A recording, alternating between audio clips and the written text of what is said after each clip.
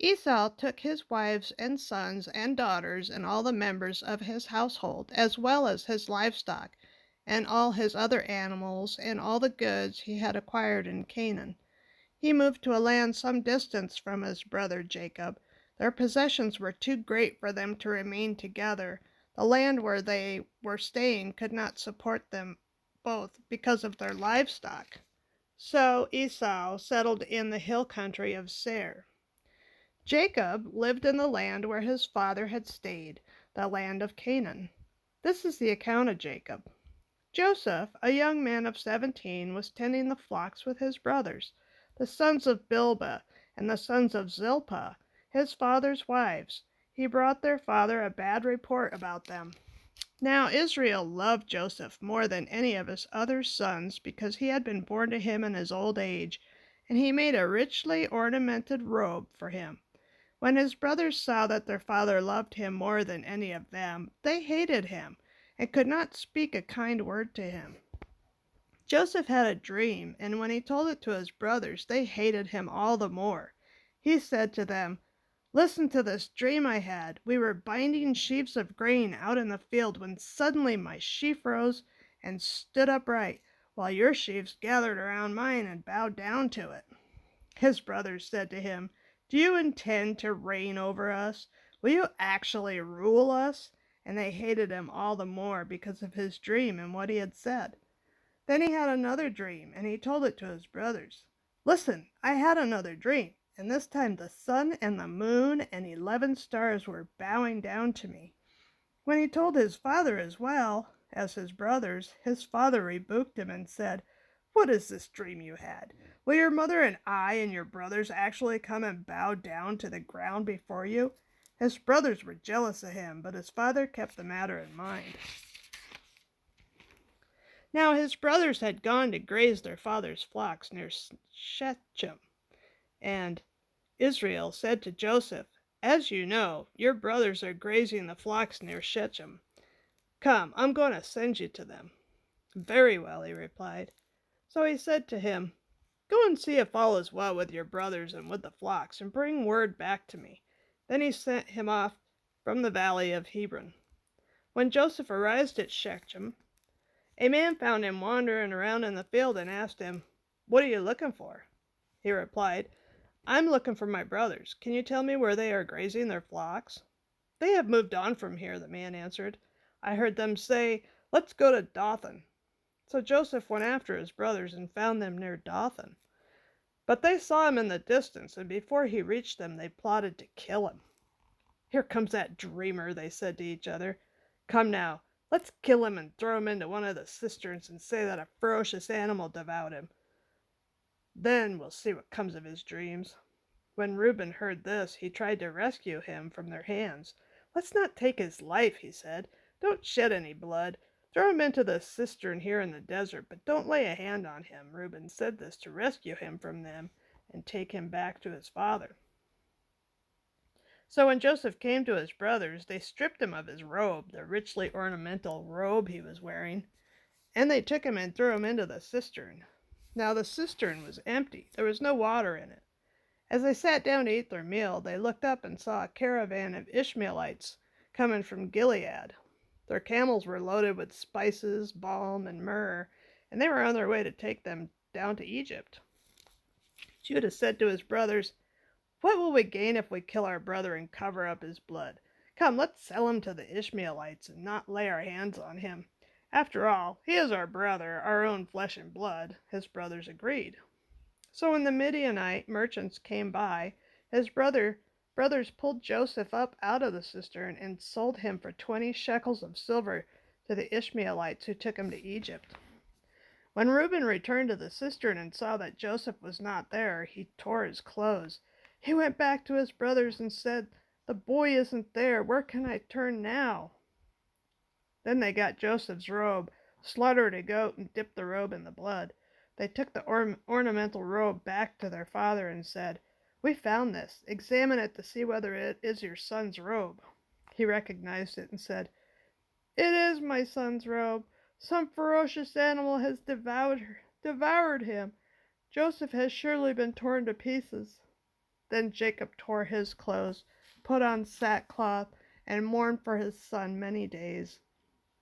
All his sons and daughters came to comfort him, but he refused to be comforted. "No," he said, "in mourning will I go down to the grave to my son." So his father wept for him. Meanwhile, the Midianites sold Joseph in Egypt to Potiphar, one of Pharaoh's officials, the captain of the guard. At that time, Judah left his brothers and went down to stay with a man of Adullam named Hira. There, Judah met the daughter of a Canaanite man named Shua. He married her and lay with her. She became pregnant and gave birth to a son, who had named She conceived again and gave birth to a son and named him Onan. She gave birth to still another son and named him Shelah. It was at Kezib that she gave birth to him. Judah got a wife for his firstborn, and her name was Tamar. But Judah's firstborn, was wicked in the Lord's sight, so the Lord put him to death. Then Judah said to Onan, "Lie with your brother's wife and fulfill your duty to her as a brother-in-law to produce offspring for your brother." But Onan knew that the offspring would not be his. So whenever he lay with his brother's wife, he spilled his semen on the ground to keep from producing offspring for his brother. What he did was wicked in the Lord's sight, so he put him to death also.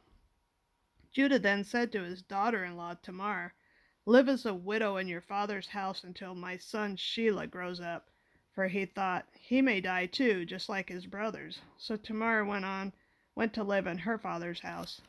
After a long time, Judah's wife, the daughter of Shua, died. When Judah had recovered from his grief, he went up to Timnah, to the men who were shearing his sheep, and his friend Hira, an Adullamite, went with him.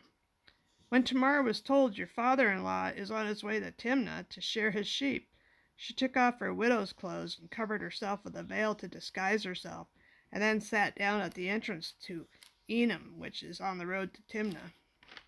For she saw that though Shelah had now grown up, she had not been given to him as his wife. When Judah saw her, he thought she was a prostitute, for she had covered her face. Not realizing that she was his daughter-in-law, he went over to her by the roadside and said, "Come now, let me sleep with you." "And what will you give me to sleep with you?" she asked. "I'll send you a young goat from my flock." "Will you give me something as a pledge until you send it?" she asked. He said, "What pledge should I give you?" "Your seal, and its cord, and the staff in your hand," she answered. So he gave them to her and slept with her, and she became pregnant by him. After she left, she took off her veil and put on her widow's clothes again. Meanwhile, Judah sent the young goat by his friend, the Adullamite, in order to get his pledge back from the woman. But he did not find her. He asked the men who lived there, "Where's the shrine prostitute who was beside the road at Enam?" "There hasn't been any shrine prostitute here," they said. So he went back to Judah and said, "I didn't find her. Besides, the men who lived there said there hasn't been any shrine prostitute there." Then Judah said, "Let her keep what she has, or we will become a laughingstock. After all, I did send her this young goat, but you didn't find her." About 3 months later, Judah was told, "Your daughter-in-law Tamar is guilty of prostitution, and as a result she is now pregnant." Judah said, "Bring her out and have her burned to death." As she was being brought out, she sent a message to her father-in-law. "I am pregnant by the man who owns these," she said, and she added, "See if you recognize whose seal and cord and staff these are." Judah recognized them and said, "She's more righteous than I, since I wouldn't give her to my son Shelah, and he did not sleep with her again." When the time came for her to give birth, there were twin boys in her womb, and as she was giving birth, one of them put out his hand. So the midwife took a scarlet thread and tied it on his wrist, and said, "This one came out first." But when he drew back his hand, his brother came out. And she said, "So this is how you have broken out." And he was named Perez. Then his brother, who had the scarlet thread on his wrist, came out, and he was given the name Zerah. Joseph had been taken down to Egypt. Potiphar, an Egyptian who was one of Pharaoh's officials, the captain of the guard, brought him from the Ishmaelites who had taken him there. The Lord was with Joseph, and he prospered, and he lived in the house of his Egyptian master. When his master saw that the Lord was with him and that the Lord gave him success in everything he did, Joseph found favor in his eyes and became his attendant. Potiphar put him in charge of his household, and he entrusted to his care everything he owned. From the time he put him in charge of his household and of all that he owned, the Lord blessed the household of the Egyptian because of Joseph. The blessing of the Lord was on everything Potiphar had, both in the house and in the field. So he left in Joseph's care everything he had, with Joseph in charge. He did not concern himself with anything except the food he ate.